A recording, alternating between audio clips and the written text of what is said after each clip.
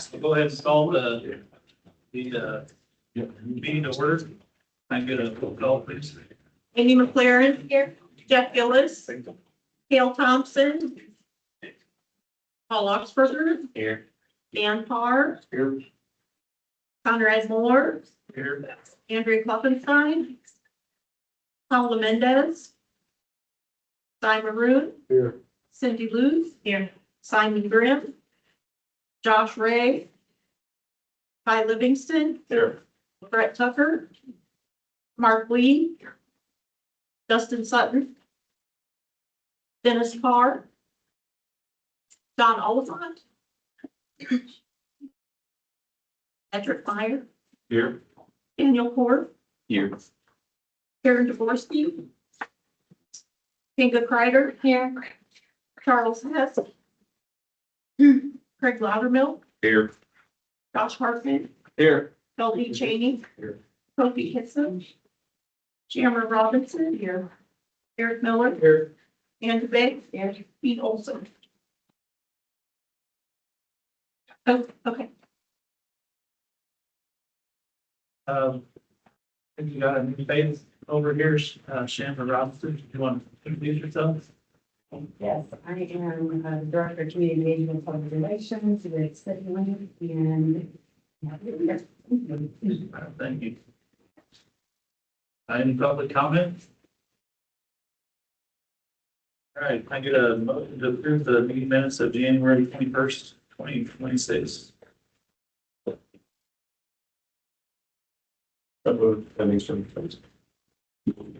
Second Kreider. Any corrections, additions? All in favor, approval, say aye. Opposed, same sign. Motion carries. Item 5, it's all right, we'll do a motion for A, B, and C. All of those. Okay.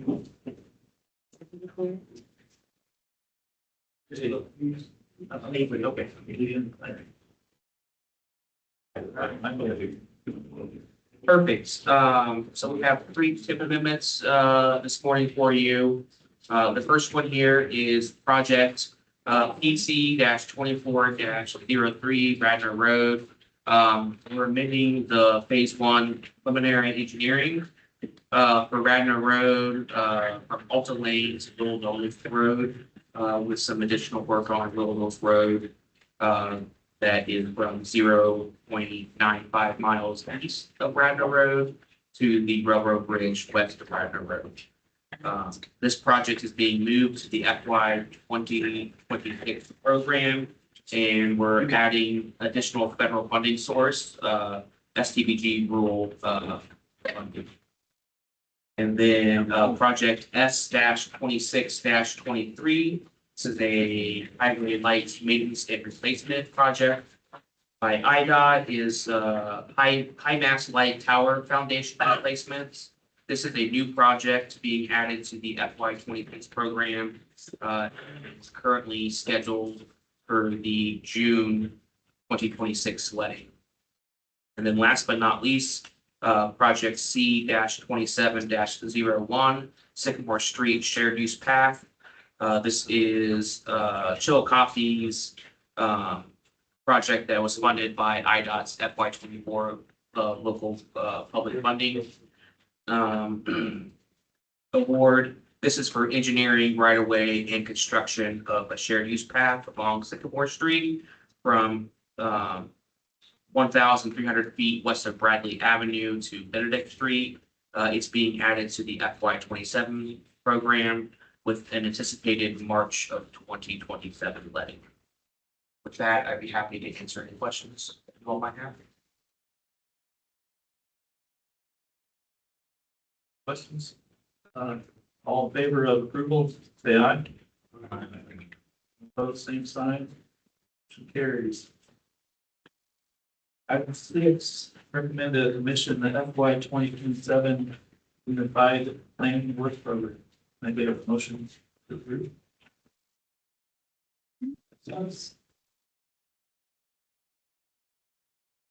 We have a motion. Do we have a second? Second Kreider. Okay. Michael, you again? Okay, so on the, on your agenda, there's a link to our website where the draft document is available. But just a quick highlights, so as the MPO, Tri-County is federally required to develop and maintain a unified planning work program, or UPWP, which was one of the core planning documents that we update annually. It serves as the work plan for the MPO process by directing the programs and projects that commission staff work on a given fiscal year. So our fiscal year is July 1 through June 30th. We follow the state's fiscal year, and it provides a corresponding budget. For this year, the commission is receiving a total of $992,315.10 in federal fund, which would require a local contribution of $248,078.78 for a grand total budget of $1,240,393.88. It is important to note that of the federal funding, this is the last year of the federal provisions that we'll be getting. So we are getting an addition of that 992,000, 134,500 is of that provisional federal funding that IDOT is giving each MPO to help spend down some of their balance. But our FY 27 budget is relatively the same as our current FY 26 budget. So therefore, the FY 27 joint funding agreement will be similar. So don't expect any drastic changes there. Within the actual UPWP, you can find the actual joint funding agreement amounts per jurisdiction on page 7. It's also included in your handout.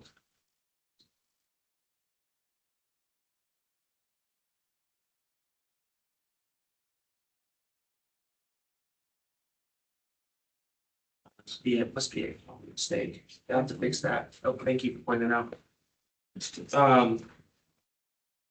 There seems to, well, moving down, there seems to be a mistake in our handout. I will fix that and send out an updated joint funding draft agreement with you, as I think when I copied and pasted them from Excel to Word, it caused some issues here. City of Peoria, no. Wrong, yeah, 4,000, yes, I'll take that. Yeah, don't take that back to council. Don't take that back to council. And I don't think East Peoria is right either. So I'll fix that and send it out. Apologies about that. Yeah. But with that, I'd be happy to answer any questions that you might have.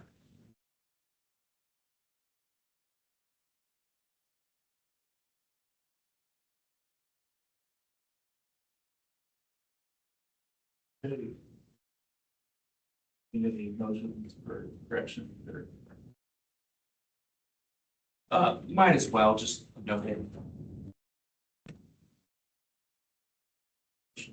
That's tricky. You guys corrected.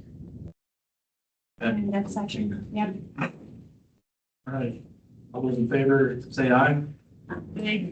Those same sign. Motion carries.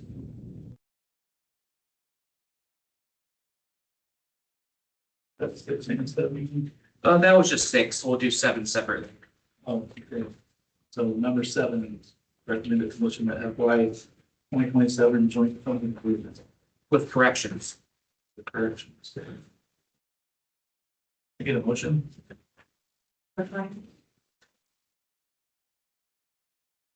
Second, please. Hey, Michael. Okay, so this included in your packet is the joint funding agreement. We'll verify and send out the correct numbers there. I apologize about that. But it's similar as FY 26, the current one. There wasn't much variation and changes there. And once the commission approves this at their March meeting, we'll be sending out emails to you all to get your local officials to sign the actual agreement. And then we'll be sending out the invoices in the July-August timeframe. With that, I'll be happy to answer any questions.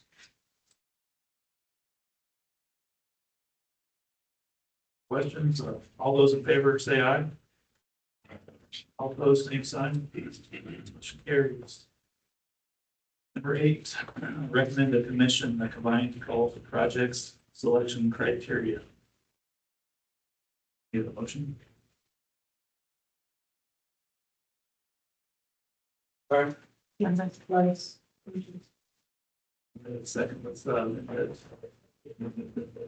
it's green up. All right. Okay, so last time when we did the combined call for projects, it was 2024, and there were several different funding streams, and they each used to have their own set of criteria that we would use to judge to select them. And then when we combined them, we found that they were kind of messy. Some of them overlapped.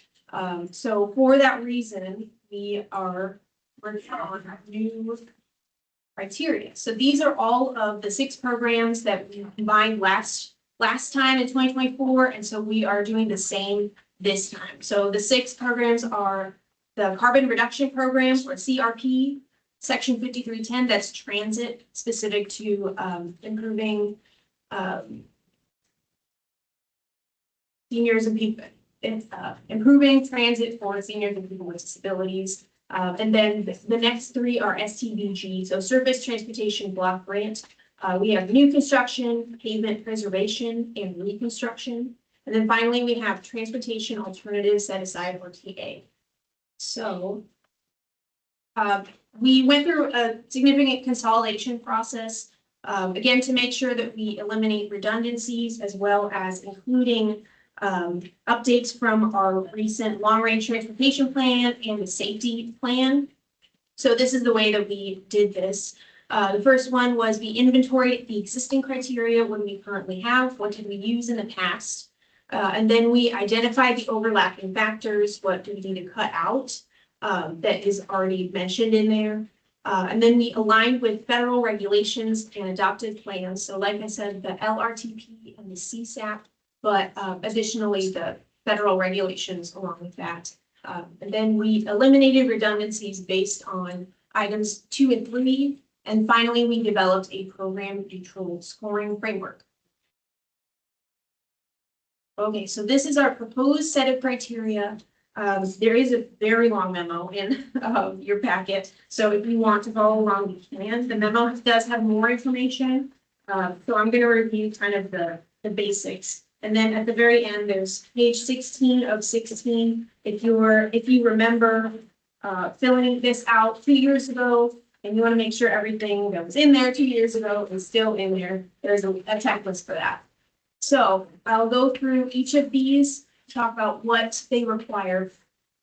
So the regional significance will have 20 points, safety, 20 points, multimodal connectivity, 15, purpose and need, 15, environmental sustainability, 10, local priority and project readiness, also 10, and then non-discrimination and accessibility.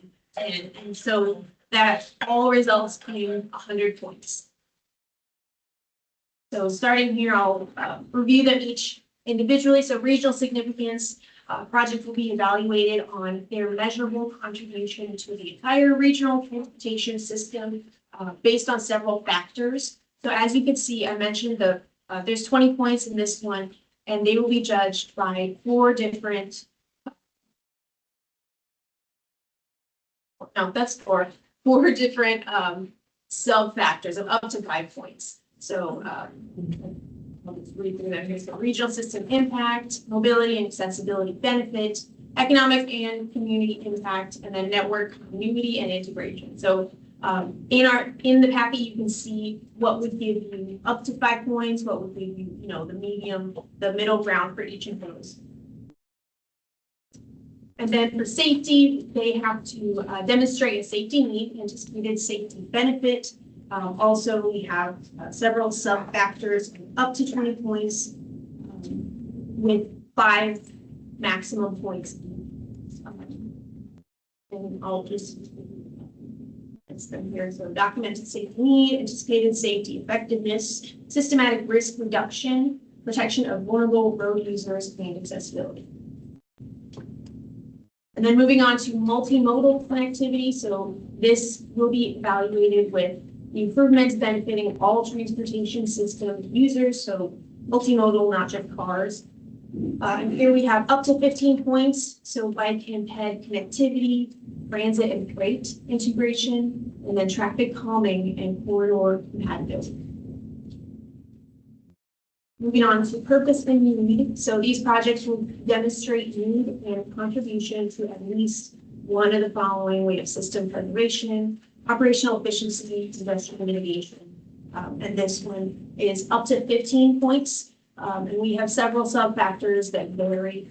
We get up to 5 for some, and then up to 3 for others, just based on importance of the purpose and need. Moving on to environmental sustainability. So these are evaluated on anticipated environmental and resiliency benefits. This one has up to 10 points. One asterisk for this one.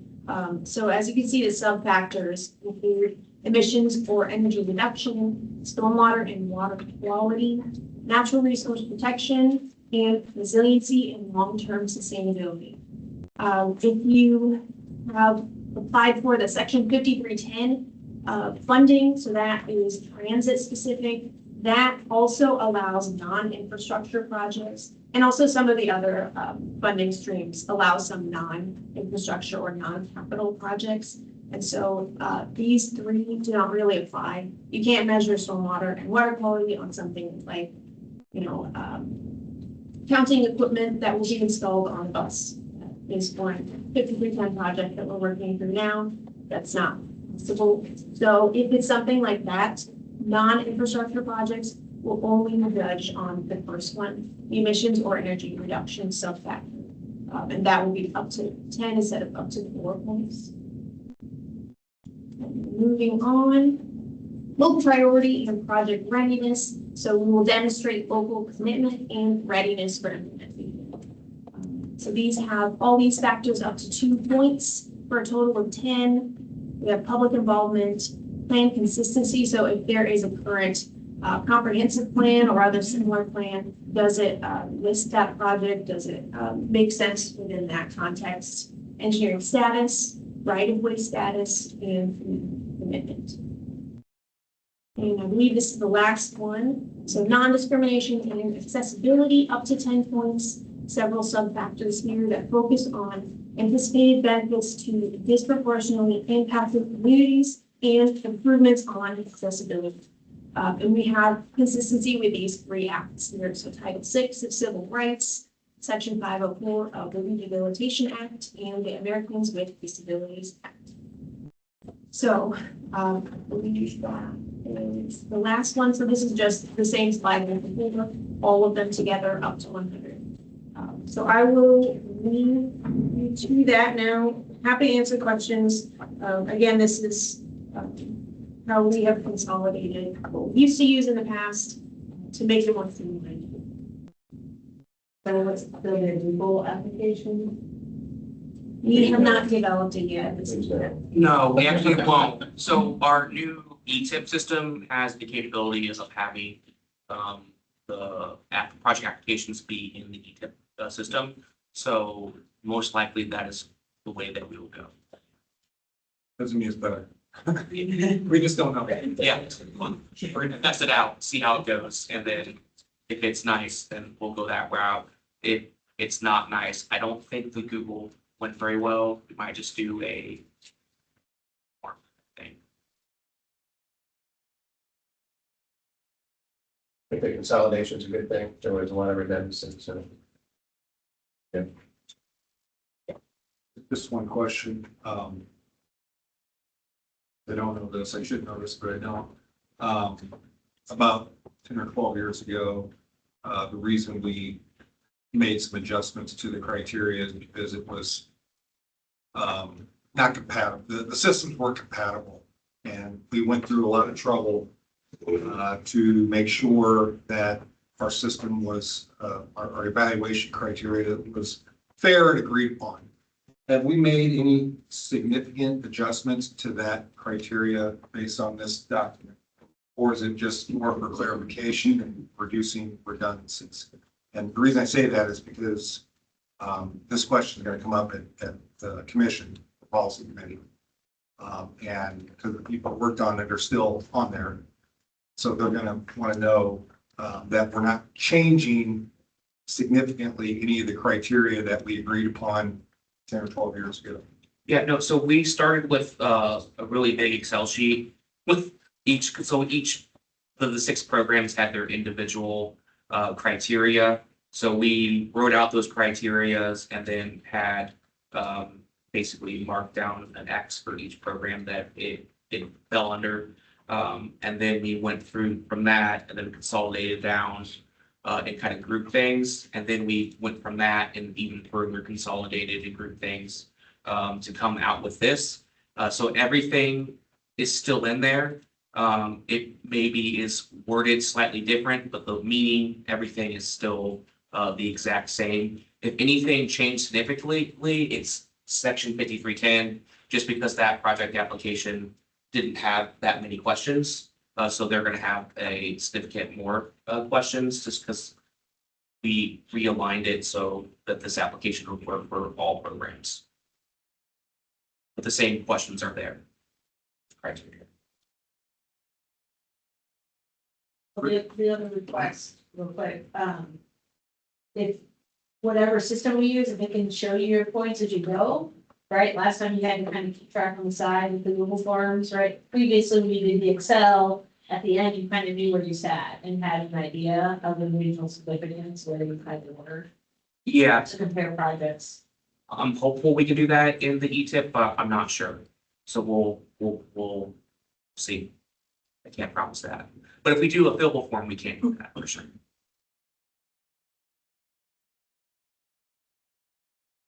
So this is sort of where the rubber meets the road for this committee. So I think you guys need to be totally comfortable with this before we move forward.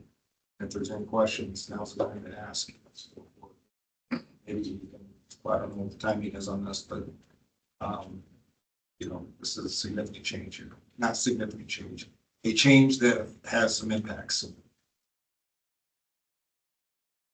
Hopefully for positive. That's the goal. And we want to make it easier for not only you, the applicants, but reviewers who are trying to score these things. Is there an advantage to doing like a dry run with a couple probably from last year or the previous time? And then having the reviewers also review those projects and this new thing?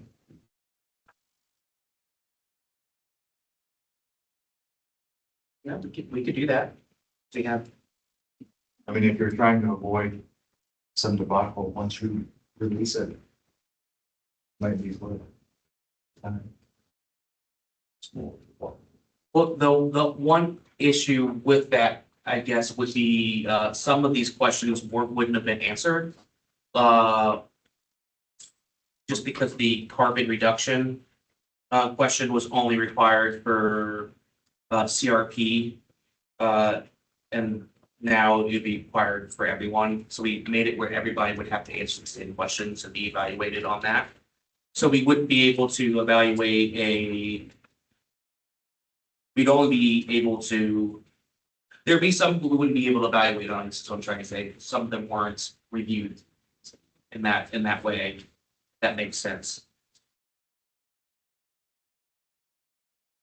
Yeah, we could do an application for internal. I don't know if we had, if a couple of you wanted to volunteer to take a past project that was awarded and grade it this way, see how it comes out. Or staff could do it and present it to you. It's totally up to you.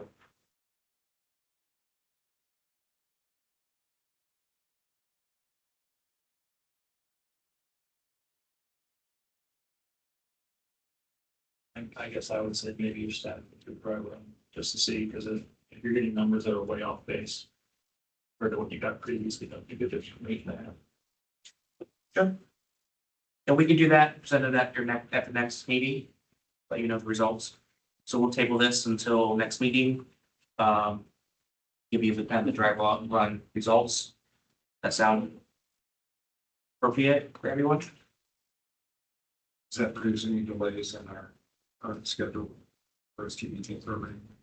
I mean, we don't have any set, like, when we have to do what we're gonna do, so. I think the only one day, I guess it's, REMA is kind of impacted. We need to obligate a project for section 5310 by September.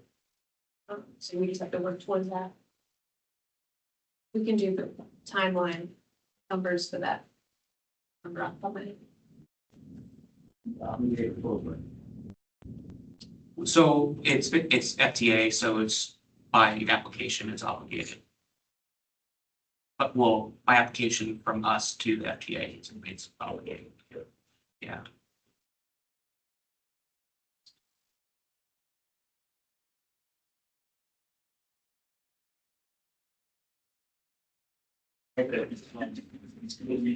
Does this account for like multi-phase projects, right? Like if you're coming in for a phase one and phase two, is that accounted for in scoring where, you know, previous projects or that are already in the till or what's more favorable? Yes, that would be under your local priority and project readiness.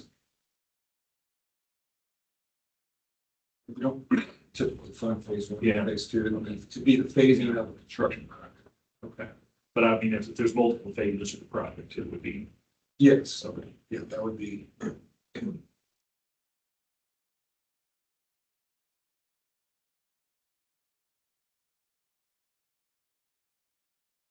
Questions, comments? Be curious of how the air quality works with a road project. It looks like this, like adding sidewalks or roundabout might be favorable, but not sure how you prove that out with data. Yeah, so we would use FHWA's what's that thing, the acronym? They have an air quality toolkit and just put in you select the type of project you're doing and then it asks the inputs. I can go through and look for pavement pres and reconstruction. See what that looks like. So will that be on part of the application for the applicant to fill that out? Or will that be on the back end? Like how will we move this? So it's gonna be in the application under, can you go to the environmental? So it's gonna be under the emissions and energy reduction. And so we'll ask a question on how your project reduces emissions or improves energy reduction. And then it'll be open-ended, so you give your inputs. And one of the options would be for you to use the data from that results. So then it's quantifiable. If it's not quantifiable, then you would receive reduced points. So then we'll link there though to get. Oh, yes. Yeah. So let's see, where's the, 11. there we go. So if it's qualitative reduction assumptions, you would get 2 points. If it's quantified reductions, then you would get the.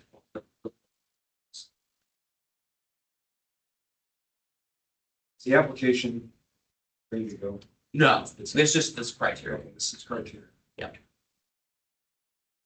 Might be helpful to have an application in draft format to send out to people to play with it. Is that possible? I mean, yeah, but that would, I don't want, yes, Develop the application until the criteria is. yeah, because then it would impact the application. So I guess that, Questions you want the scoring criteria. right, yeah. I mean, if everyone feels like they're comfortable with this, then I could do that. I just don't want to put time into something and then have to start from scratch again. What I'd hate to happen is it's a showstopper, like in the middle of an application, and like, we can't do this. We don't have data, we don't have this data without having to incur an unnecessary delay.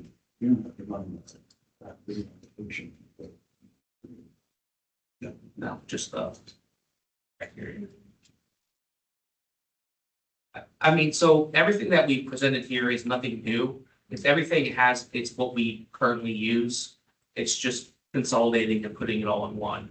So for the environmental section, I guess the one big one here is the emissions and energy reduction. We've only used that for the CRP.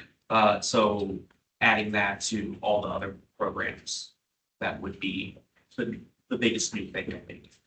But it's really the thing of anything else.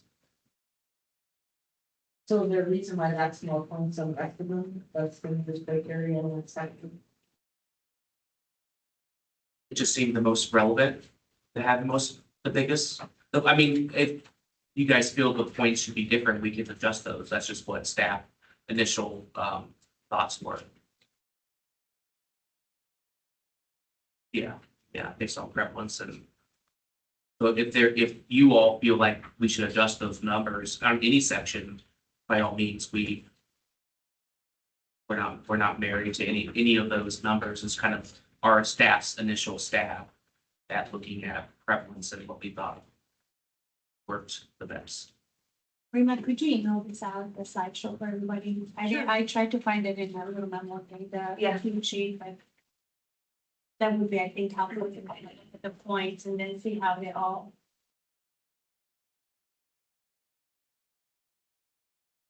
I have a quick question. So previous like preservations, we didn't include any environmental scoring. But is that going to be, because it's all unified, is it going to affect the scores for preservation of the projects even? Or is that just taken out since it's on? So that's a good point. So that when we were looking at the environmental section, we we were looking at 5310 more on how that would impact the preservation. Well, yeah, there's still the capacity part of it of potential doing a pavement preservation and then doing that I'll have to think about. Something that came up to my mind when I was putting this together. Yeah, the question is really, does it affect everybody equally applying for that, right? Yeah, that was. If it does, it's probably be points, and if it doesn't, then that might be an issue. So it sounds like if you do like a dry run and then kind of put your environmental, especially emission and energy into your little program thingy, to see what with each program it does, then you might be able to kind of see that, hey, this is gonna hurt this application or not. Especially like the pavement preservation, some of the other ones, and it's just kind of part two. Yep. And we'll do a dry run for each type of program and see how the results are. I guess the question I would have is a couple things, sort of allow staff to do this and bring back the results, or review the criteria and get comments back to staff, or maybe a third option would be use the word committee, but sort of get a subgroup of this committee to look at this maybe a little bit more detail and bring back recommendations. But if you want to go the staff option, that's acceptable to us too. I guess my overall question is, I know it's a combined call for projects, but maybe there could be selection. I'm only applying for preservation, and that just disappears from the scoring criteria. So, yeah, and we'll look at that, but it's when we review all the projects, if you apply for preservation, only the preservation projects are going to be compared, right? And then the reconstructions will be compared together. But yes. Yeah, we could look at that, just because 5310 had an issue as well. And carbon reduction, because carbon reduction has a potential non-infrastructure project as well. When I look at sustainability going through preservation. If there's an ADA requirement inside a town, then you have a walkability portion that you could get missions. So you're kind of putting the counties and their county roads on a disadvantage because they don't, most of them don't have sidewalks or that ability. Right.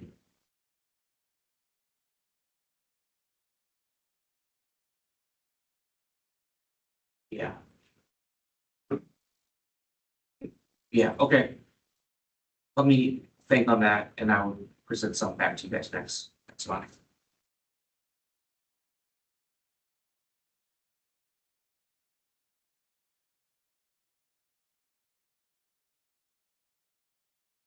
Unless you all would want to have a group come together, talk about this in more detail. That's an option as well, then. There's no preference here. Up to you guys. Anyone interested in getting together and providing some commentary? I don't have a problem getting together, but I think all of us are gonna have inherent bias. You know, county engineers have want to look the same as city engineers, just different projects, so it's, can't avoid that bias when you're talking about this. Need both. Yeah, you need everybody in this.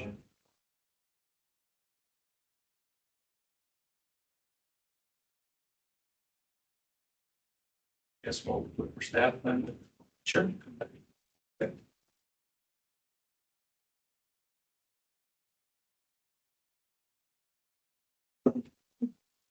We'll take Yeah, it was deferred.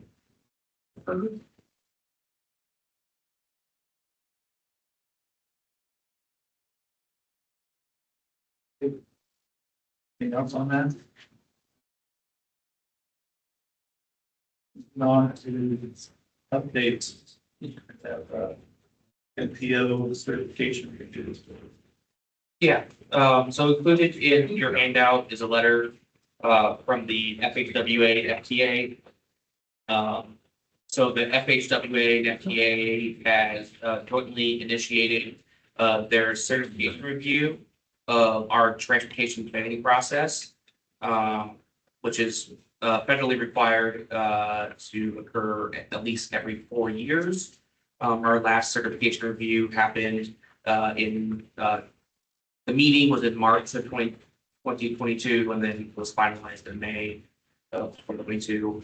The review consists of kind of 3 components. There's a desk review, which is occurring now. And then there is a site visit, and then there's a final kind of document outlining the process and the results. So the desk review kind of dictates what's discussed during the site visit. Our site visit is scheduled for Tuesday, March 10th. So we'll kind of keep you all apprised of that process. With that, be happy to answer any questions or anything else to add.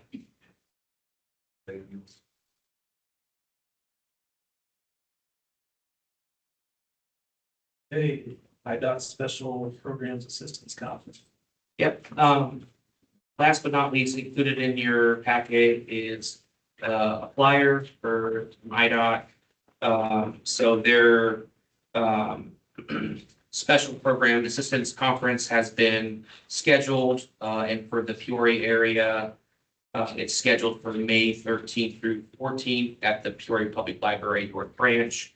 And this will be a good time to come learn about the Illinois Transportation Enhancement Program, as that grant opportunity will open up in August.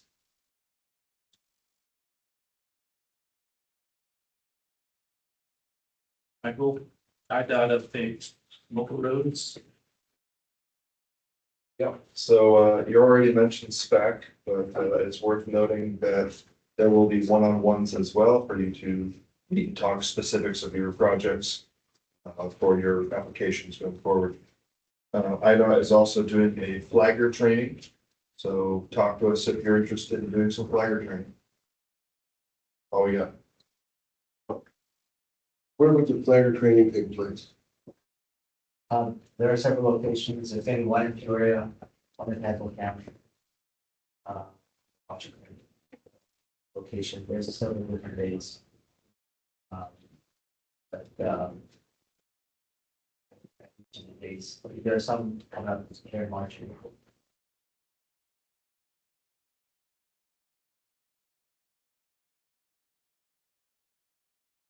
Central office.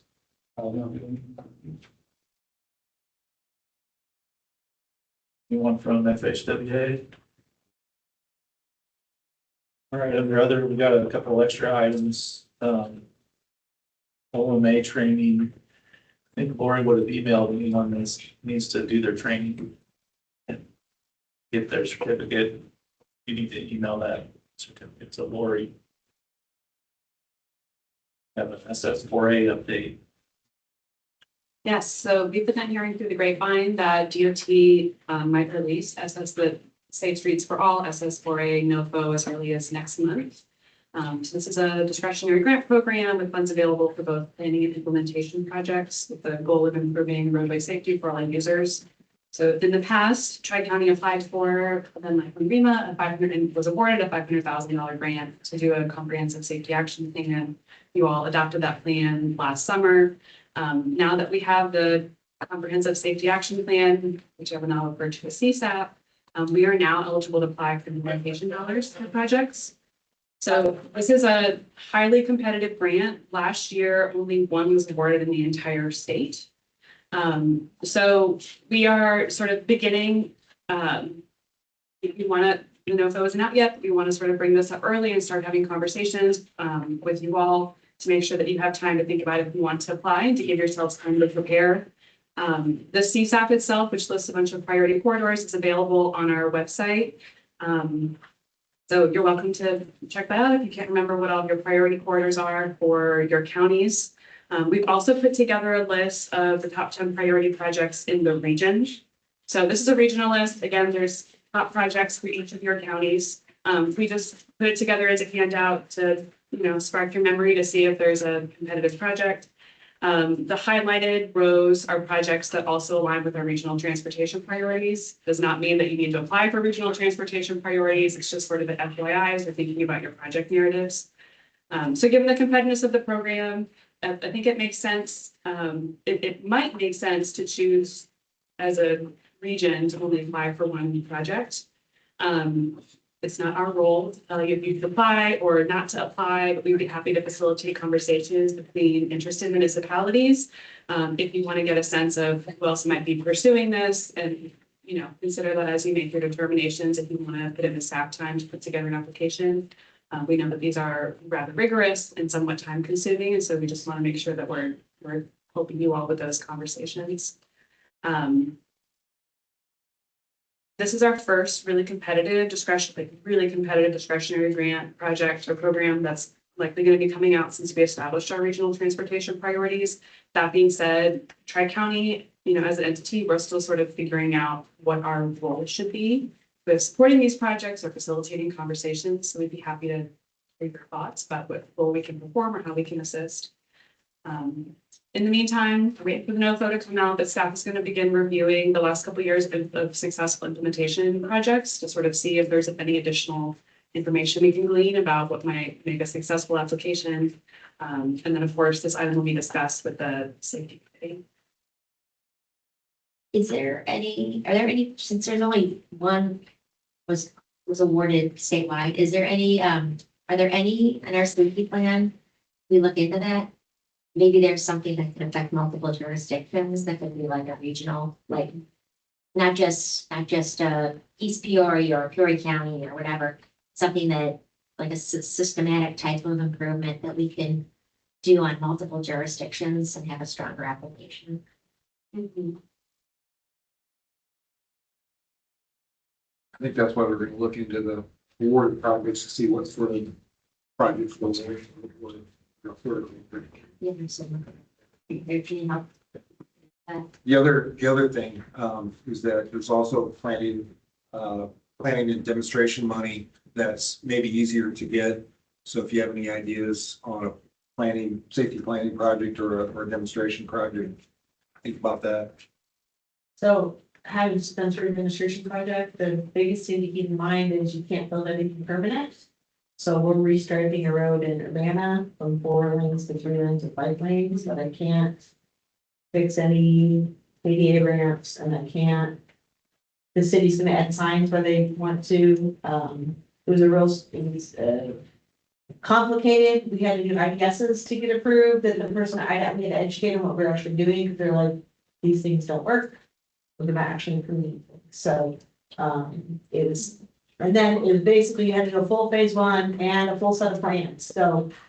Demonstration was a pretty big effort, just so everybody knows that. I think it's gonna be a great, they're trying to use it to show that the 3-lane section will work on this major roadway. And we're also looking at how does it impact the whole system, so we're using some big data to look at when you start at 3 lanes, do people use other exits and what does that do to those streets? To come to a final conclusion, but it's been a big lift, even with the demonstration agreement. No, I think the other reading there on project report is a lot of personalized areas on the same issue. So we can have fun. So a lot of them are still finishing their plans now. We can use everybody else now have their plan too. So just keep that. It could be more. We'll read this one. Journey didn't know if it was about each stage. Yeah. Yes.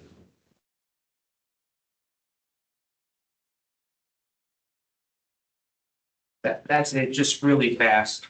I did go look at REPWP and the cost share information is correct in that. And City of Peoria, I apologize, you're the only one that's incorrect in our handout, so not sure what happened there. But we'll get that fixed and sent over. Oh, yeah, so the accurate amount for City of Peoria is 64,047. Bigger. Significantly different. Six just dropped out. Oh, maybe is that what it was? Yeah, 6 is not. It's too big. Yeah. Weird. All right, anything else on that? Our next meeting is March 18th. Anything I'm about to do there? So we're fine.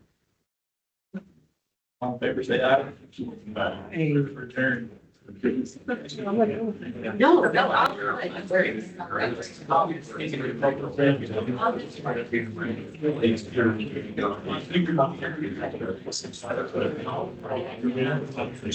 Look at it.